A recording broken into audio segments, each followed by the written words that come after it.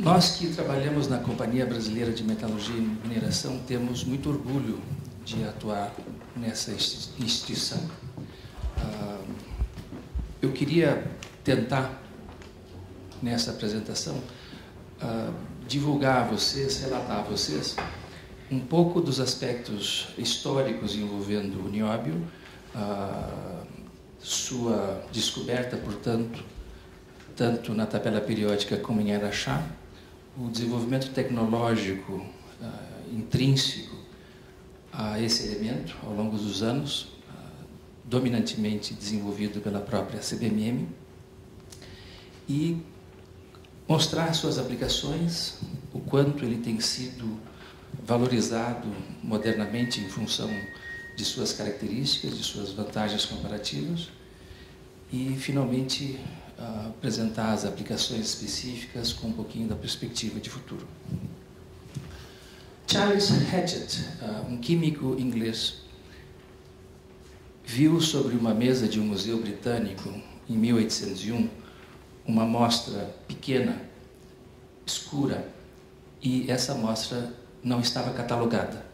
Ele tinha 36 anos, pegou essa amostra e, sendo químico, estudou com muito detalhe, descobrindo, então, um novo elemento da tabela periódica. Essa amostra veio da Pensilvânia. Era uma série isomórfica envolvendo tântalo e nióbio. O nome que foi dado a esse novo elemento associado ao tântalo foi Columbium, em homenagem a Cristóvão Colombo. E quando se deu, de fato, a constatação da presença desse novo elemento, depois de uma série de discussões, mais tarde a nomenclatura internacional passou a chamar ele de nióbio, né? Fruto da filha de tântalo, níobe. Então, colocado esse cenário da descoberta do nióbio no mundo, em 1801, como é que a gente chega na Companhia Brasileira de Metalurgia e Mineração e começando, então, com a descoberta em Araxá. Djalma Guimarães, um eminente geólogo, considerado pela Madame Curie o príncipe dos geólogos, foi incumbido pelo governo federal de encontrar urânio no Brasil. E ele teve uma ideia super válida, um truque, um guia de prospecção. Ao invés de coletar amostras em vários pedaços, em vários terrenos do Brasil, ele pensou assim: se toda a água cai da nuvem, essa que nos chega à superfície, e ela interage com algum material geológico e obtém desse material geológico, rochas, solo, suas características, então eu vou evitar fazer uma prospecção ampla e vou para uma prospecção aplicada. Eu vou procurar urânio aonde existem águas radioativas. E foi assim que foi feito. Ele já havia descoberto o fosfato em Araxá, na década de 40, e voltou para lá, como também foi a outros lugares, conhecidamente com presença de águas radioativas. Já no século XVII, os franceses caracterizaram mais de 10 qualidades de águas radioativas em diferentes locais do Brasil. E Ottoni, um senhor, coletou uma amostra entre o Grande Hotel atual, que foi fundado em 45, e o pit da mina atual, isso é onde nós lavramos o minério hoje, e trouxe essa amostra para o Instituto Tecnológico Industrial aqui de Minas Gerais, na época. Quem recebeu essa amostra foi Cláudio Dutra, um grande químico brasileiro, ele vive, e no dia 10 de março de 1953, ele caracterizou pela primeira vez o nióbio nessa amostra. Depois de muito pesquisar essa rocha e de perceber que não havia urânio econômico, havia apenas urânio, sob o ponto de vista acadêmico, em partes por bilhão naquele material, ele fez então a pergunta ao grupo de pesquisadores que disseram que o que tinha ali era de fato o fosfato, que já havia sido detectado, e o nióbio, notadamente, entre outros elementos relevantes. Cláudio Dutra foi convidado pela CBMM, há 50 anos depois, dia 10 de março de 1953, a descrever essa história para a gente, e fez com grande propriedade lá na própria empresa. E essa foi então a descoberta do nióbio lá em Araxá. Descoberto o nióbio em Araxá, não havia mercado para esse elemento. Sabia-se que ele existia em Araxá. Mas o que se faz com isso? Para que serve? Até então, não havia praticamente um mercado para esse elemento, que era usado de maneira muito marginal, muito subordinada, muito pequena, pelas indústrias que trabalhavam com casterita. Ali havia um subproduto envolvendo o nióbio, e o nióbio era usado de uma maneira muito pequena, muito irrelevante. Mas com a descoberta do nióbio em Araxá, o mundo percebeu que haviam recursos concentrados e não isoladamente erráticos ou informais como havia até então. E os acionistas da CBMM imaginaram o que poderia ser feito com aquele material que passou a ser, na verdade, um sonho de aplicação, né? Foi uma grande perspectiva ter a visão de que ele poderia ser usado na indústria siderúrgica, de que ele poderia ser usado em outras aplicações. Ele era, na verdade, um sonho de laboratório e passou a ter uma pesquisa envolvendo esse elemento gradativamente até que chegamos no mercado atual, que não é grande, eu gostaria de citar vocês. O mercado atual é de cerca de 70 mil toneladas do principal produto. O nióbio é usado dominantemente na indústria siderúrgica. Cerca de 90% é aplicado na indústria siderúrgica. O que o nióbio faz no aço? Ele refina o tamanho de grão do aço. Então, se o aço não tiver nióbio, os grãos são grandes. Se o aço tiver nióbio, os aços ficam com tamanho de grão menores, ficam refinados. E essas partículas de carboneto de nióbio nas interfaces dos grãos fazem com que os grãos não cresçam, ficam tímidos, portanto, na estrutura, mais resistência, portanto, ao material. Por que eu citei que o nióbio é importante no mundo moderno? Porque o nióbio, ele atua muito em eficiência energética e em otimização de recursos. Os automóveis, eles tendem a ser cada vez mais leves para poupar energia e combustível. O nióbio tem uma presença importante nesse ramo. Em pontes, reduzindo muitos materiais usados para a confecção do aço, né? E para reduzir o aço também, as matérias-primas envolvendo biomassa, né? Ou carvão fóssil, enfim. Então, são esses os fatos principais que nós vamos descrever durante essa apresentação.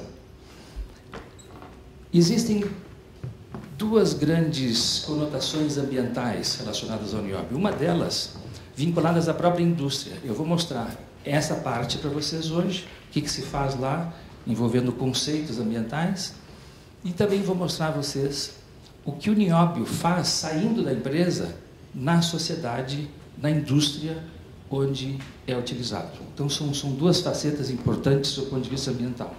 Vou também registrar atividades que nós desenvolvemos na empresa no que se relaciona à comunidade em que nós vivemos, né?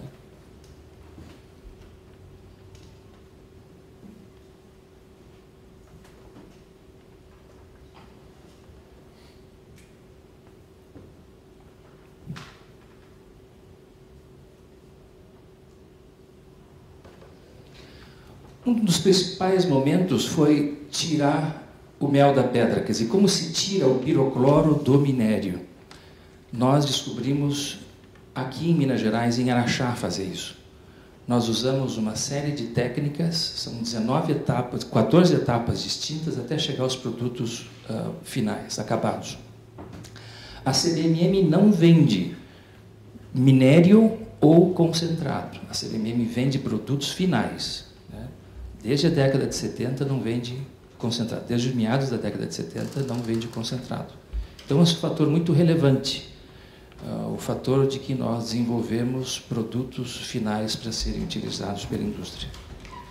Um segundo processo, evidentemente, foi o de desenvolver o mercado, e nós notamos que as grandes áreas de aplicação envolvem pipelines ou gasodutos, estruturas, no que se refere a pontes, automóveis, no que se refere a seus chassis, a seus componentes, e no sentido também da energia. São motores com partes especiais envolvendo ligas de nióbio.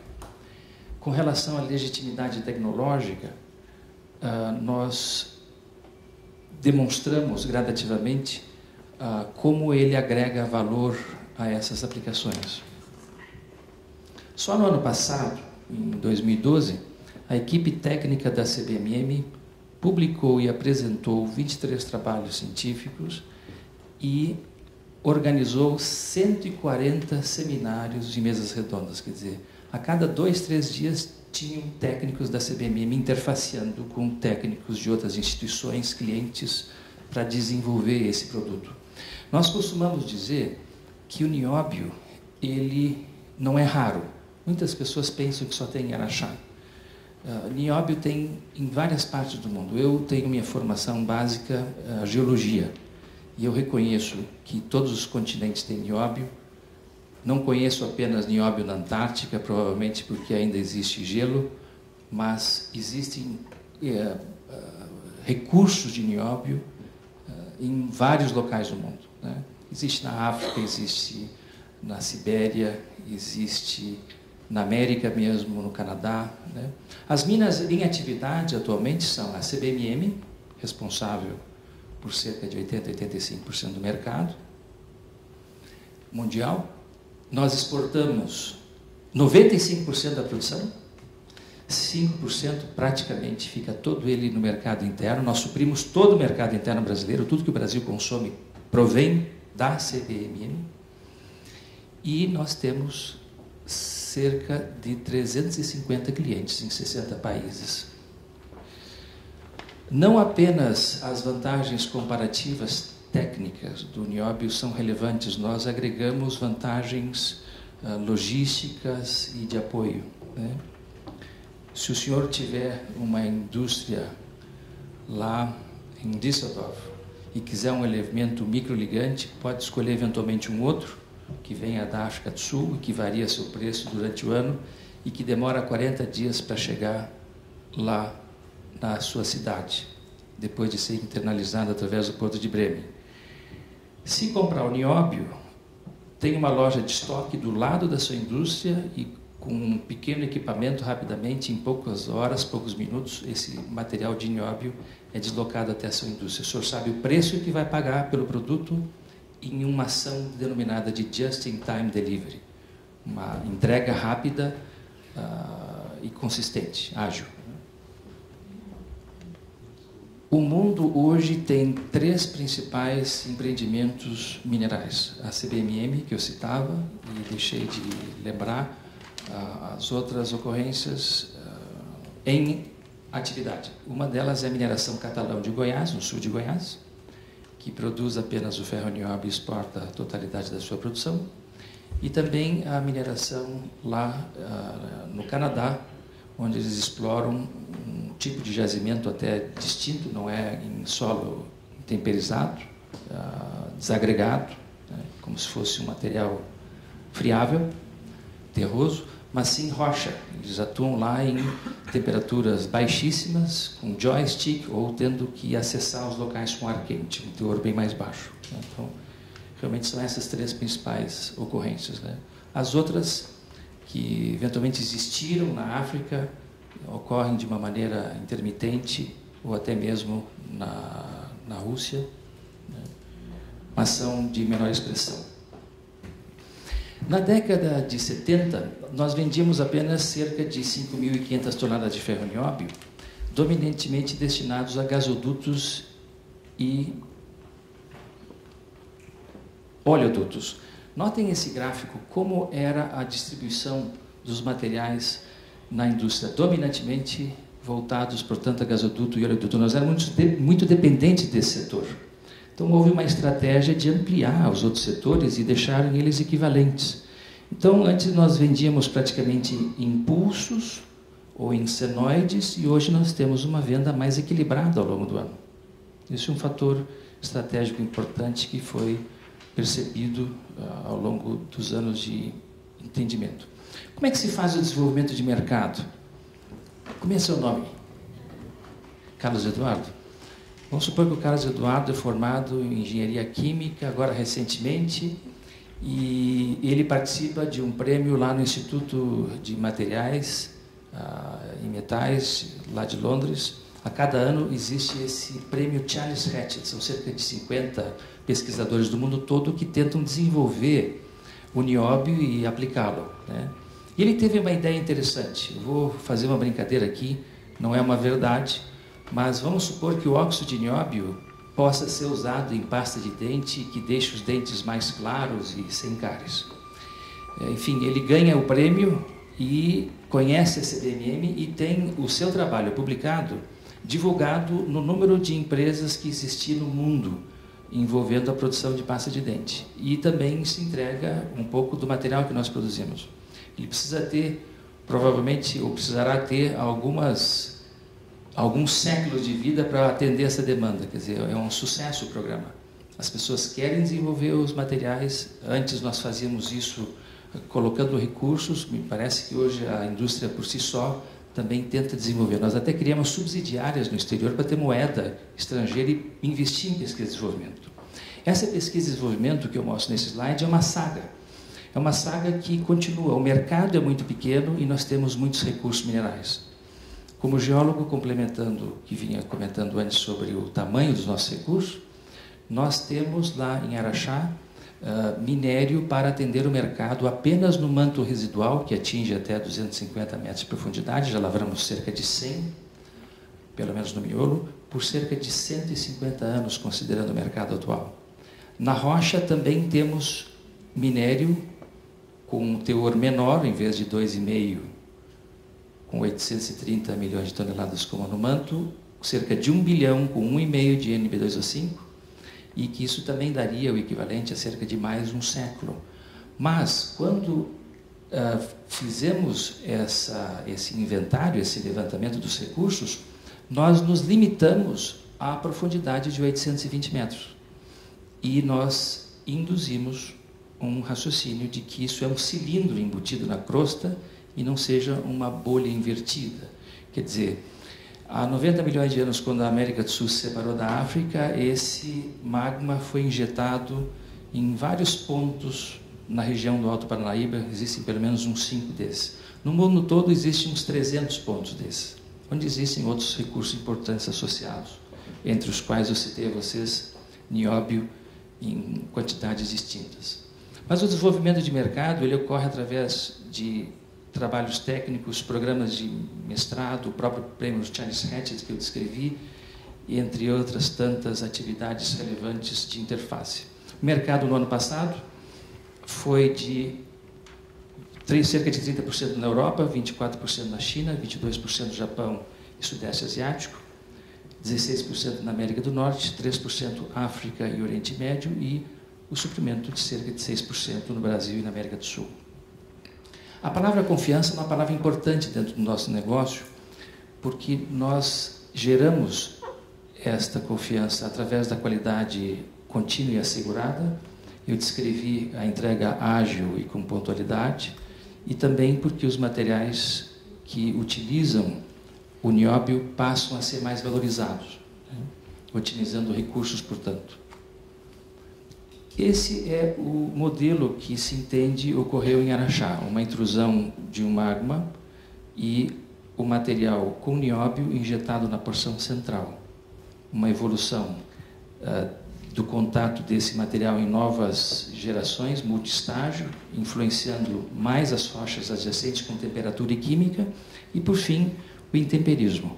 O intemperismo fazendo com que parte dessa rocha se transformasse em outros minerais neoformados ou preservando alguns minerais, entre eles o nióbio. Essa dimensão aqui, em superfície, é de cerca de 5 quilômetros. O minério de nióbio é lavrado apenas nessa parte aqui onde estou apontando a luz, né? Essa é uma imagem da nossa mina, uma imagem do pirocloro, um octaedro perfeito, um óxido múltiplo de nióbio, né?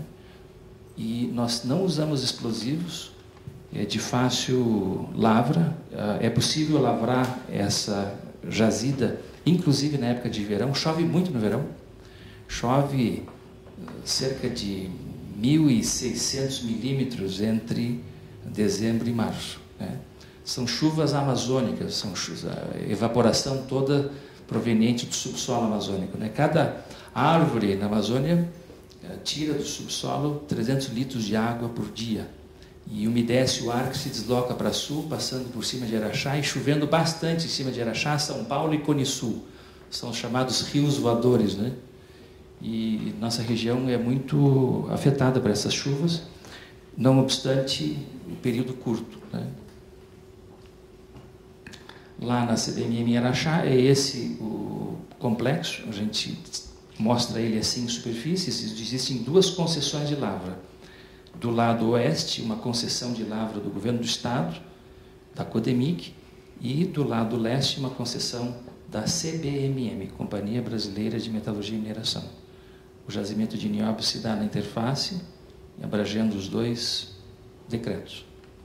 O processo de mineração da Companhia Mineradora do Pirocloro de Araxá, criado pela Codemig e pela CBMM, permite a lavra 50% nessa área e 50% nessa área. A Comipa vende todo o minério para o processamento da CBMM, envolvendo, portanto, a lavra, a pilha para homogeneização, para o minério entrar mais facilmente no processo sem gastar insumos, e a correia transportadora, que, enfim, leva até a unidade de concentração.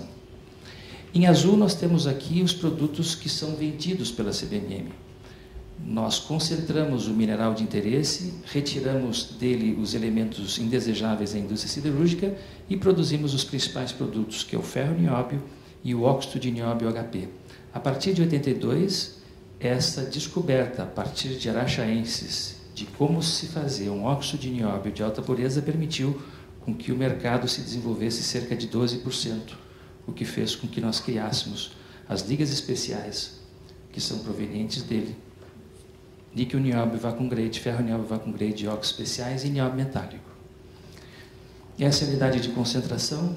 Aqui é a correia transportadora de 3.200 metros. Tem uma componente ambiental importante, porque evita acidentes, evita emissão de gás de efeito estufa, evita combustão, enfim. Isto é movido a energia elétrica, são dois motores de 450 HP.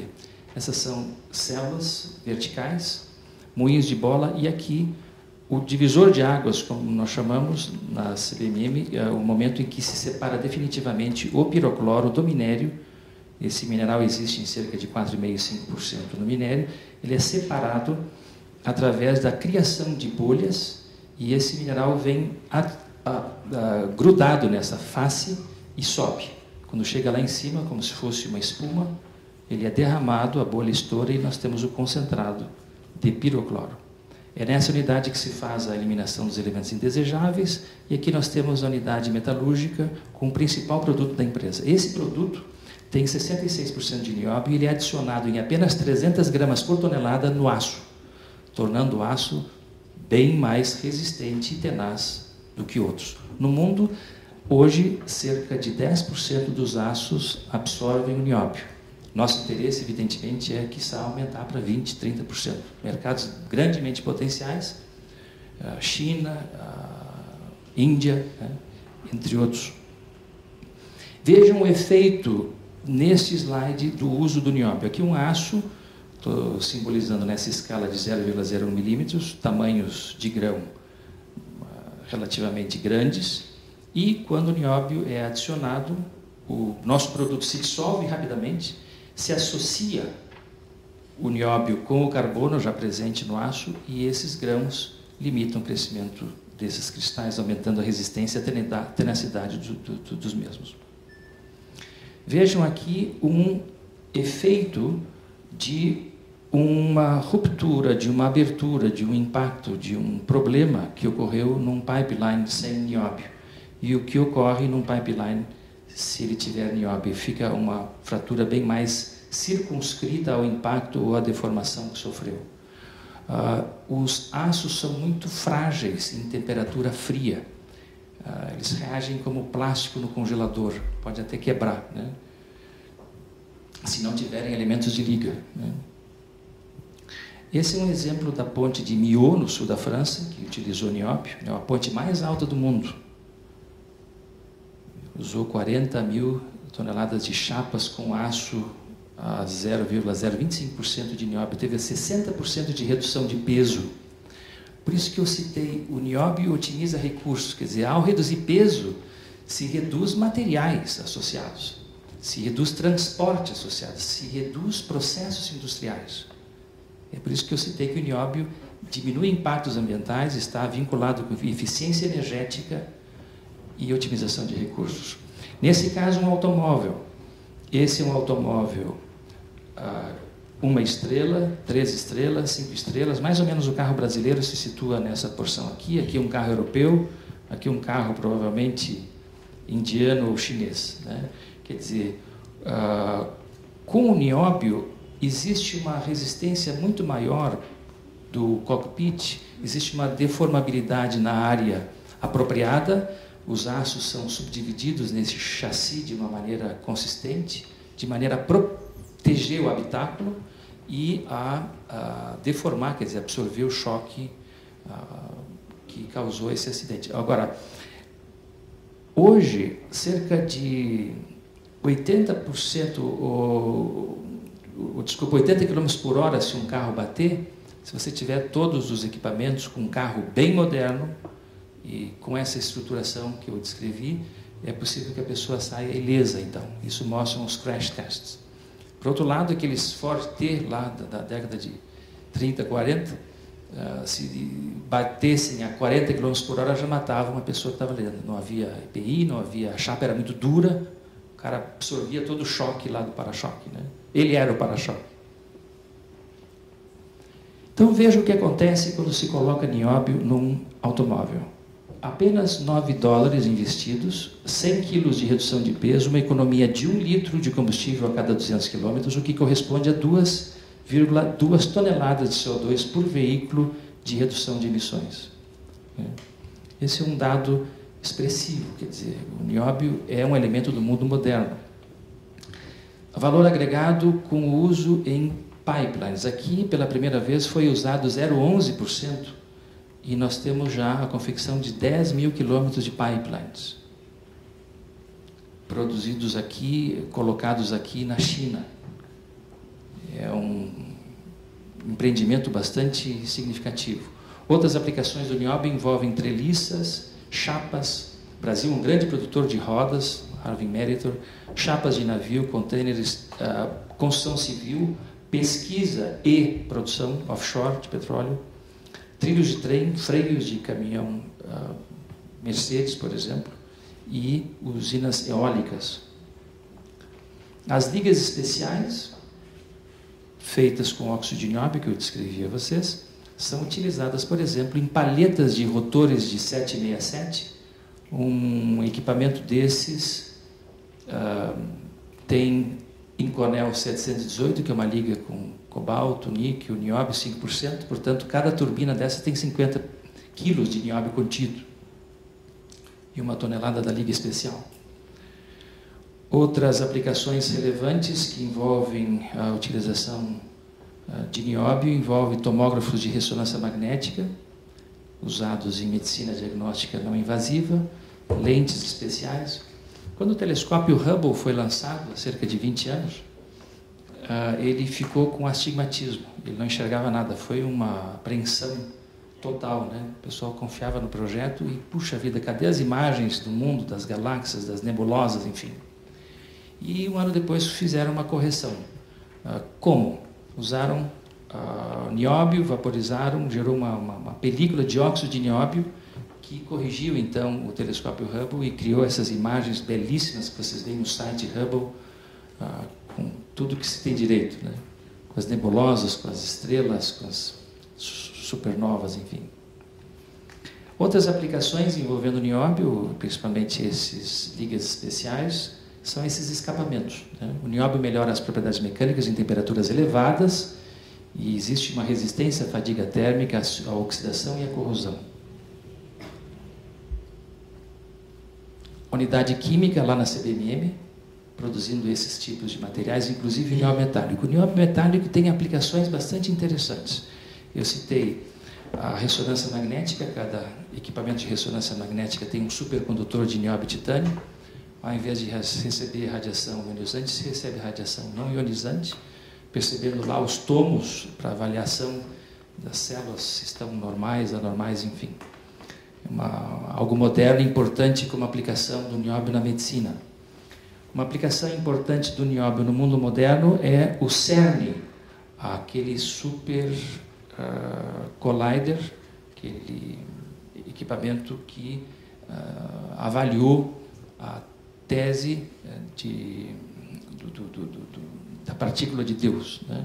Vocês lembram, dia 4 de julho do ano passado, avaliaram lá estatisticamente, enfim, as colisões das partículas e definiram a existência de fato do bóson de Higgs, né?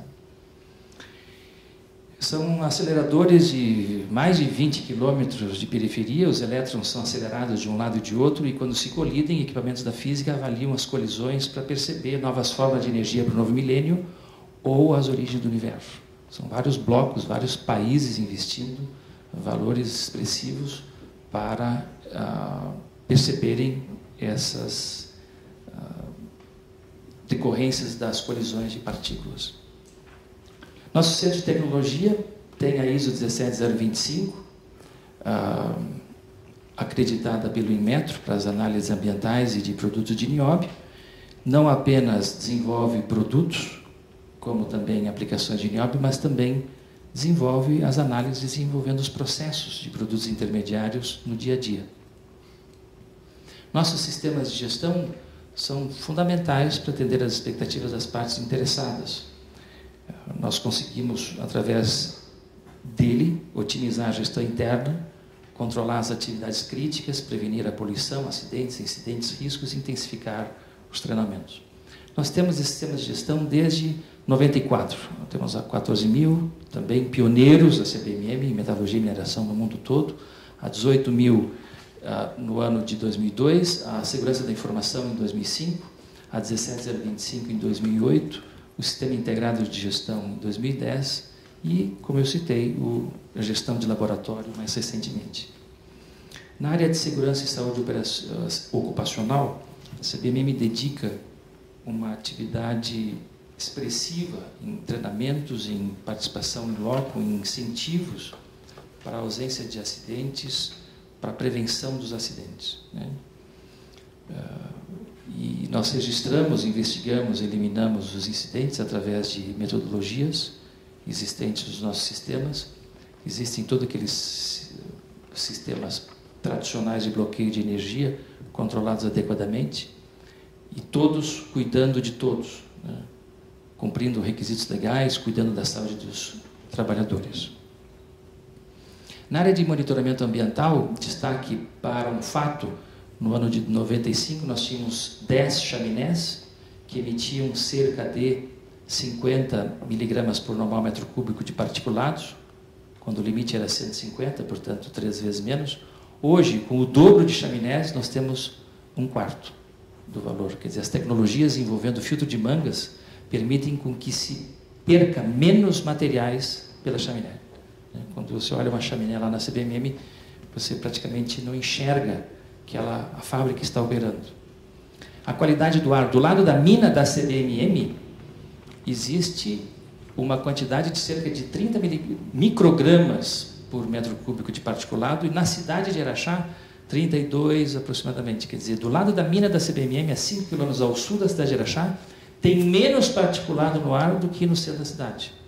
A gente faz questão de mostrar esse dado bastante relevante. Quais são as medidas de prevenção? Irrigação de pista, áreas verdes no entorno, enfim.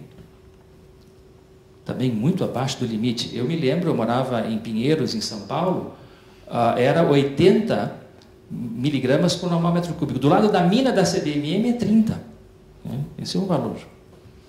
Bom, na área de prevenção da poluição, a CBMM tenta sempre se antecipar à legislação. Essas lâmpadas fluorescentes têm 0,2 miligramas de mercúrio.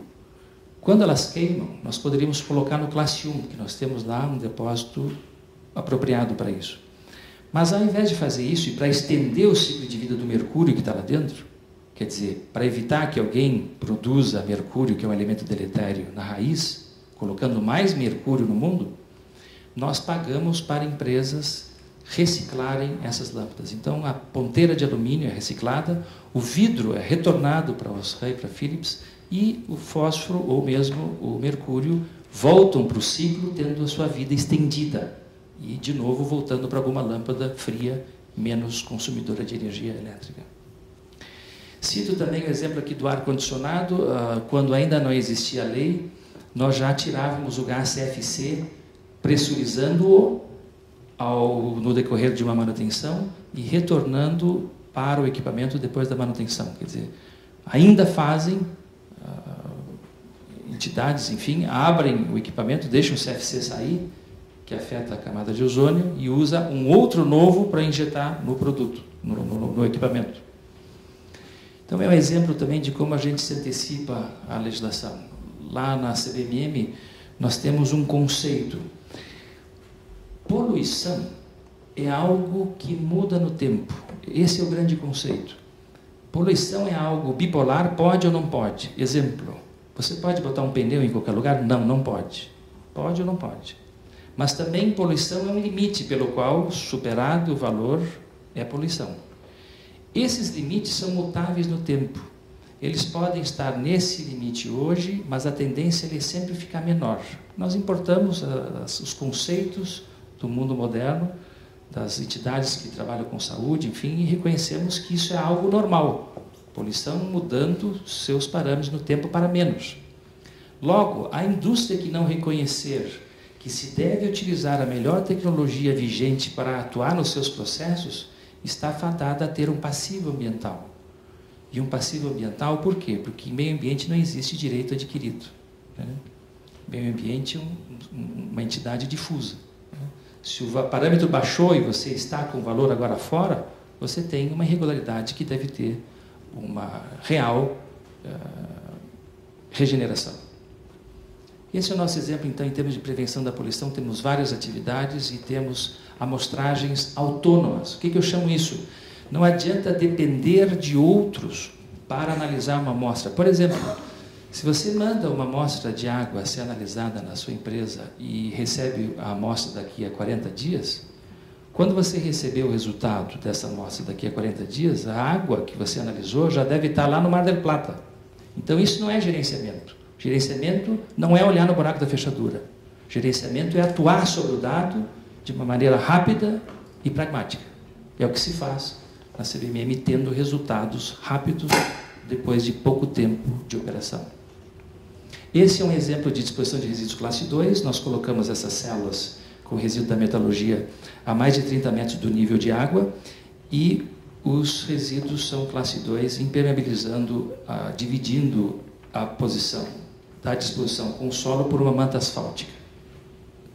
A nossa barragem possui uma manta de polietileno de alta densidade, separando as águas de nascentes que nascem livres por baixo da manta através de drenos e saem do outro lado da barragem. Vocês conseguem imaginar isso? Existem talvegues aqui originais.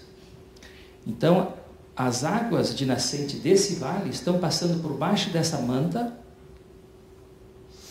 e sem entrar em contato com as águas de processo ou os resíduos dispostos através do processo de concentração. Então, as águas de nascentes, naturalmente ali existentes, bypassam o sistema e saem a jusante, saem abaixo, correm para o rio.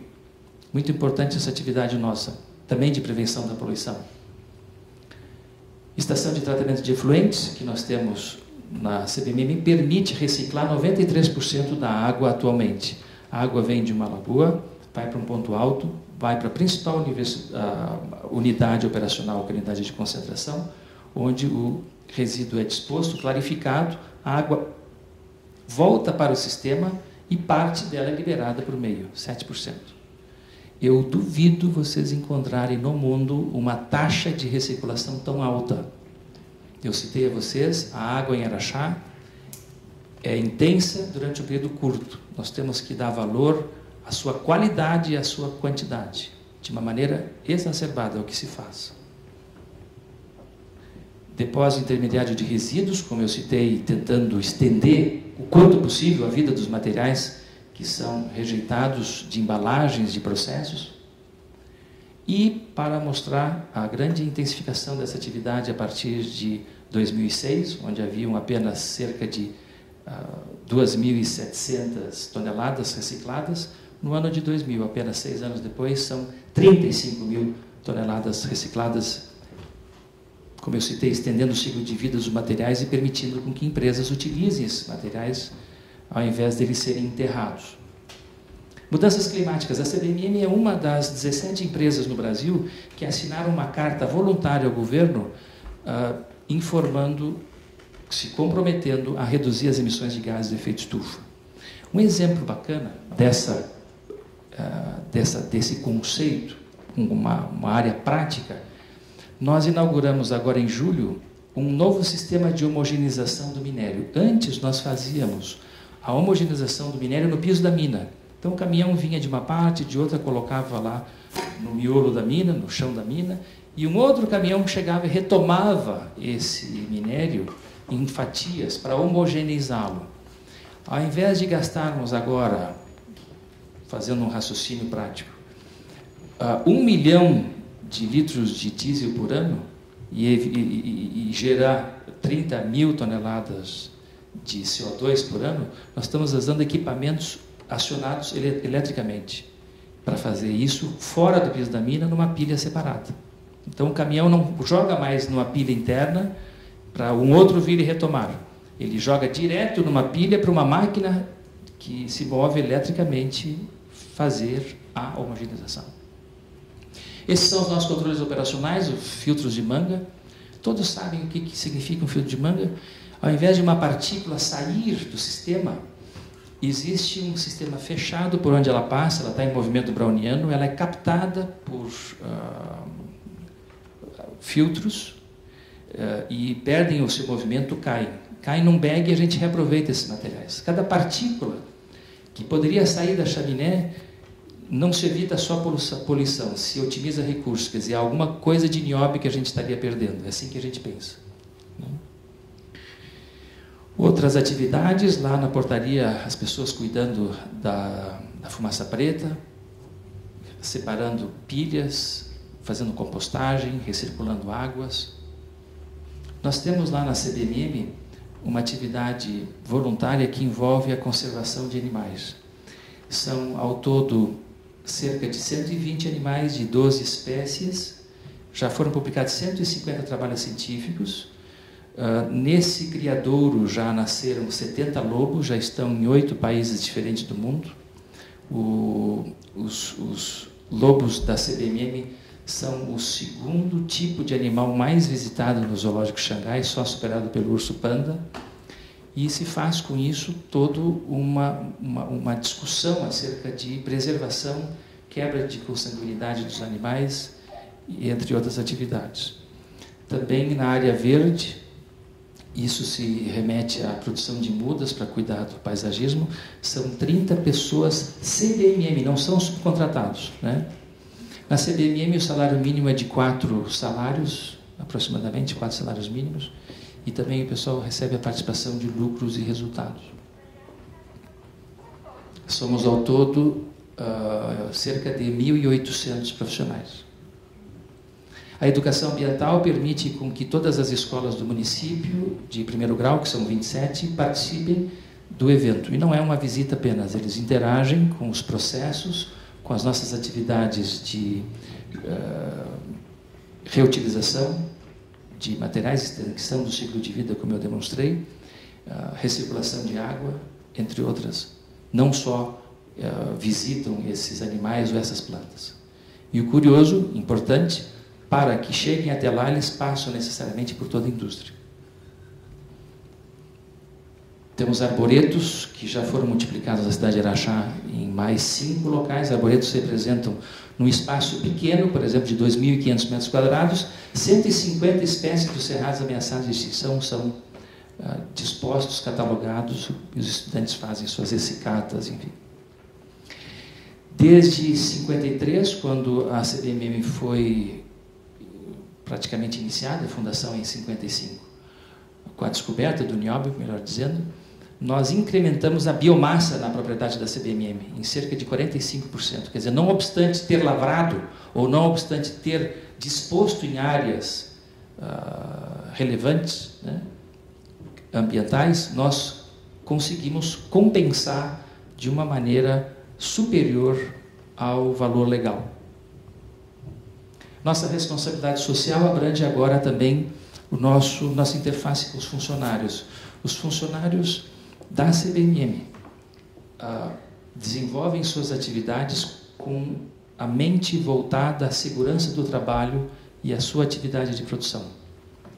Porque nós investimos de uma maneira relevante em saúde, educação, habitação e previdência privada. Na saúde, nós temos um grande sucesso nas ações preventivas, com atendimento médico e odontológico e fornecimento de medicamentos subsidiados.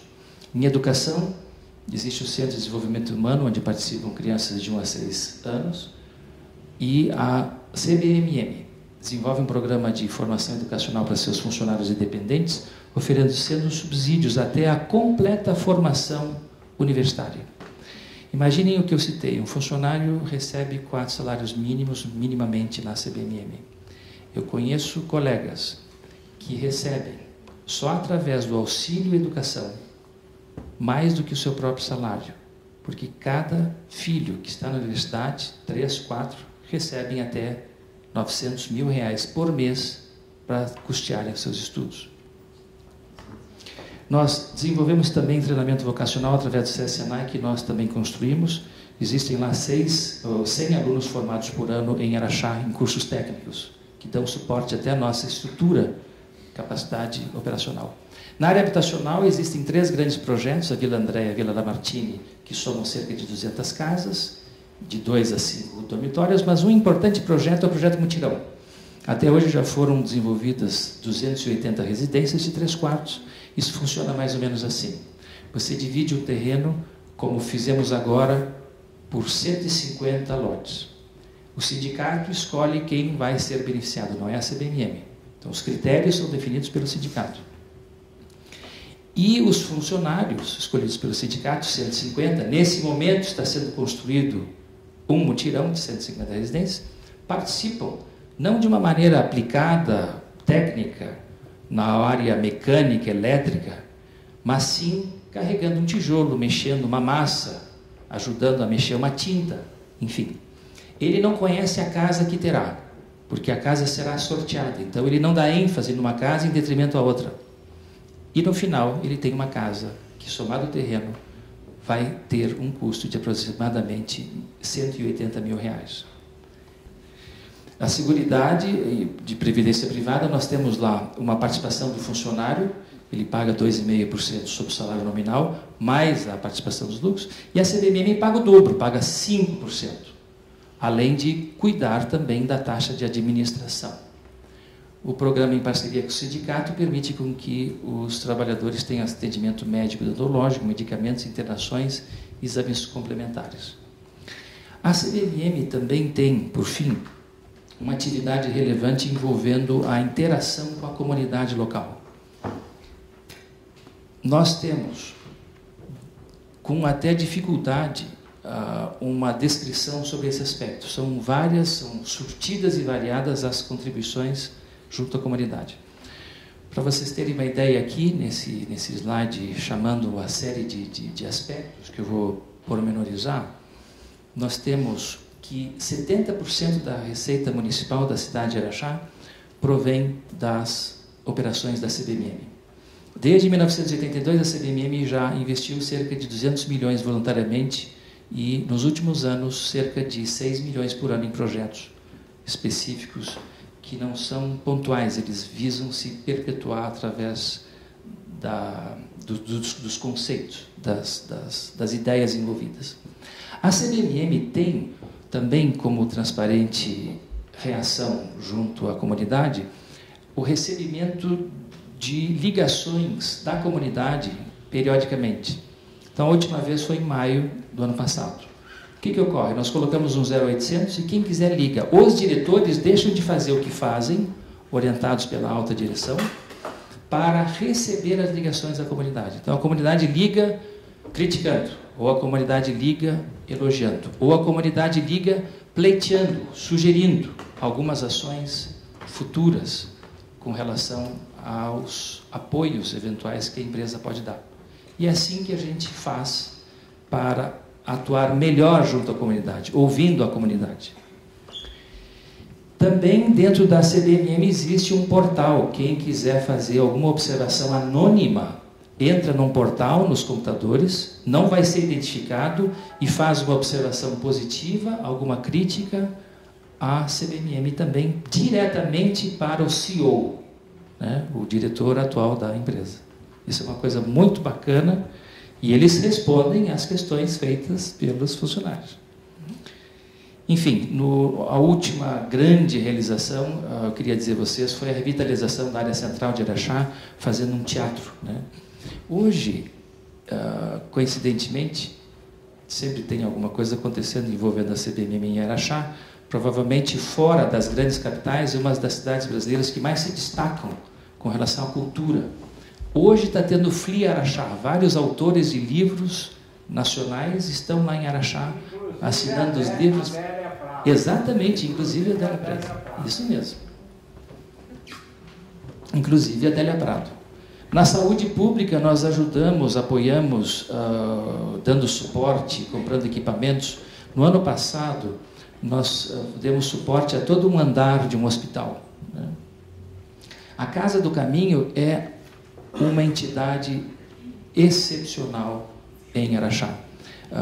Para vocês terem uma ideia, pessoas vão para Araxá conhecer essa atividade e voltam para sua casa, não vão nem no grande hotel muitas vezes, de tanto que chama atenção essa atividade no seio da religião, no seio do amparo aos idosos lá em Araxá. São 220 pacientes, muitos deles retornam para a sua casa no final do dia. Outros ficam lá. São doentes mentais, são doentes, enfim, terminais muitas vezes, que são resguardados através da Casa do Caminho. A APAI fizemos construção, doações de verbas para ampliação e manutenção da entidade. A SOPRO é uma entidade que recupera 90 drogandos ou adictos em drogas, enfim, álcool, a cada 9 meses. Nós, inclusive, temos um projeto bastante especial, entregamos a eles 100 mil mudas ou estacas, e eles desenvolvem essas mudas ou estacas durante esse período, e nós pagamos a essa entidade R$1,50 por muda. No final do ano, então, eles recebem R$150 mil, têm a sua laborterapia, e a Emater entrega aos fazendeiros que solicitam essas mudas para plantar fora da propriedade da CBMM, em Araxá, nos mananciais da cidade. Então, ao longo de 10 anos já foram 1 milhão de mudas plantadas nesse sentido. É um exemplo bonito para ser exercido por outras cidades. Numa comunhão de esforços com diversas entidades, por exemplo. Uma percepção bacana que envolve recuperação de pessoas e meio ambiente, instituições, manutenção de atividades. Também desenvolvemos o Centro de Atendimento à Mulher, o Centro de Atendimento à Criança, o SESI Senai, com todo o equipamento, creches, Projeto Crescer, tirando da ociosidade aquele turno dos estudantes mais energéticos, né? Trabalhando com atividades esportivas e culturais, editoração de livros, promoção de eventos turísticos e culturais na cidade. Sexta-feira eu fui assistir lá o Luiz Melodia, estava lá em Araxá. Tem um ciclo também no Festival de Inverno acontecendo, muito dinâmico, com 10 artistas, né? Nesse momento, inclusive. O Centro Universitário congregando 20 cidades. Quando eu cheguei em Araxá há cerca de 20 anos, eu atuo na CBMM há cerca de 28, haviam 5, 6 ônibus provenientes de algumas cidades, hoje são cerca de 50 ônibus, quer dizer, une Araxá, um grande centro universitário regional. Também auxiliamos até mesmo para o início das atividades do Corpo de Bombeiros. Eu lembro que o primeiro caminhão-pipa do Corpo de Bombeiros foi da CBMM, e tinha uma época que a CBMM, inclusive, atuava apagando incêndio na cidade.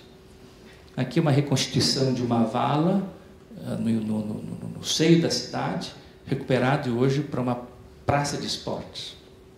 Nós também temos ações comunitárias surtidas e variadas, eu chamo, que englobam inclusive ações de manutenção do patrimônio histórico e cultural em Belo Horizonte, como foi o caso da Igreja São Francisco, e em caso da Igreja do Pilar, em Ouro Preto, através da Lei Rouanet. Outras ações comunitárias, a CPMM coloca algum valor nas escolas públicas para as suas manutenções, financia obras de infraestrutura para a rede pública, projeto habitacional da cidade e a segurança pública, doando também viaturas para as diversas polícias, aumentando a segurança da cidade. Enfim, nossos investimentos e estratégias se resumem a grandes grupos envolvendo garantia de suprimento estável. Todo mundo terá nióbio, que quer, que precisa. Nós temos a produção atual de cerca de 70 mil, mas uma ambição de, em 2 anos, dobrar a capacidade de produção de nióbio. Isso significa ter a capacidade de produzir o dobro, né, através das suas instalações, garantindo o fornecimento mundial, caso seja necessário, né. Nós temos manutenção do status de parceiro preferencial junto a clientes e usuários finais, como uma das premissas estratégicas, o aumento contínuo da eficiência nos processos produtivos, programas sociais e de meio ambiente, e a tecnologia de aplicação do nióbio, que precisa continuar, caso queiramos que o mercado cresça. Ele que é muito tímido. Repito, o mercado é muito tímido. O nióbio não é raro. Raro é o mercado do nióbio que a gente quer fazer crescer. Enfim, nós conversamos basicamente hoje sobre a confiança que envolve a atividade desenvolvida pela Companhia Brasileira de Metalurgia e Mineração com seu negócio nióbio. Descoberto em 53, sem mercado, desenvolvemos um mercado, desenvolvemos uma boa relação com a comunidade de respeito, desenvolvemos clientes, aplicações, mostramos que o nióbio é relevante no mundo moderno pela sua capacidade de demonstração de otimização de recursos junto aos materiais onde ele é aplicado. Mostramos que é importante esse elemento sob o ponto de vista da eficiência energética tão carente hoje no mundo moderno. Mostramos que as inovações tecnológicas são igualmente relevantes, que existe uma rede de distribuição de produtos, just-in-time, estoques de produtos também em locais estratégicos, que temos um sistema de gestão integrado bem consolidado, que temos recursos minerais de nióbio abundantes em Araxá para séculos, considerando o mercado atual, que temos uma governança corporativa que suporta essa atividade.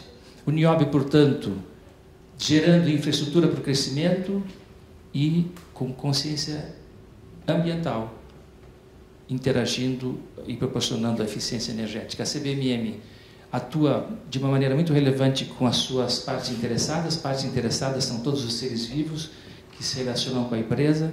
Seres vivos, portanto, são acionistas, são comunidade, pode ser inclusive a bactéria do rio, né? Porque ela também se manifesta. Nós cuidamos também dessa relação. O que eu quero transmitir, basicamente, é que essa saga, que não é interrompida aqui, tem como base uma crença. Nós queremos desenvolver esta instituição. Não finalizamos esse processo. Esse processo está no meio de um caminho. A gente costuma comentar que sucesso é uma jornada contínua. Sucesso não é uma via de uma mão. O sucesso, para ter consistência, ele depende de êxito, ele depende de foco, ele depende de, fundamentalmente, aprender-se com os erros para se desenvolver.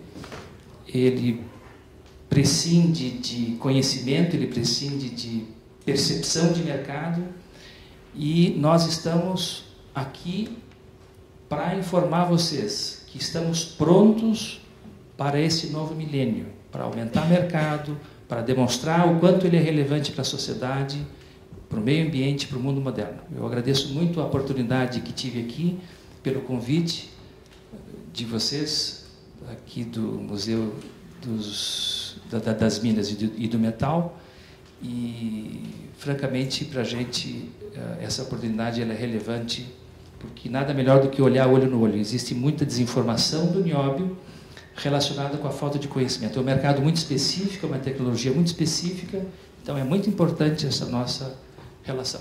Eu agradeço a todos.